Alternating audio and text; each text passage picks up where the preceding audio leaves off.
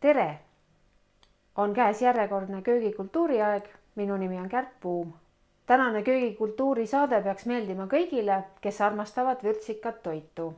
Nimelt täidame pipraid ehk teeme täidetud jalapenosid või jalapenosid, kuidas keegi soovib neid nimetada.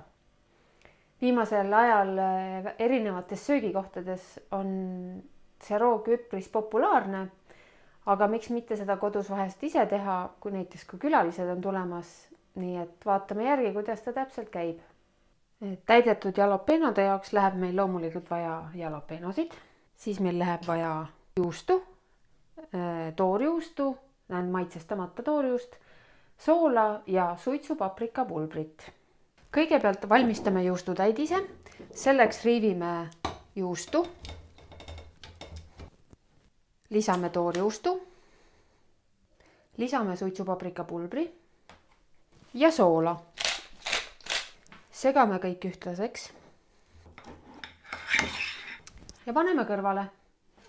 Seejärel puhastame oma jalapenod ja ma soovitan tungivalt kasutada nende puhastamiseks kummikindaid, sest piprad on ikkagi vürtsikad ja seemned eriti, mis me siit välja puhastame.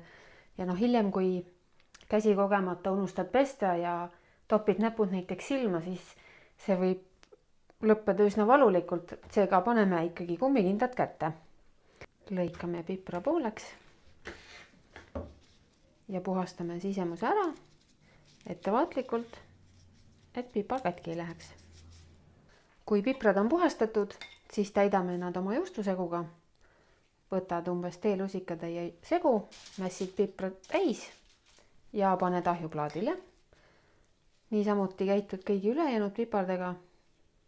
Kui piprad on kõik täidetud, siis polegi midagi muud, kui paneme nad ahju küpsema umbes 10–12 minutiks. Meie täidetud jalapenod on valmis, sobivad suurepäraselt snäkiks peolauale või mingi maitsva joogi kõrvale. Head isu!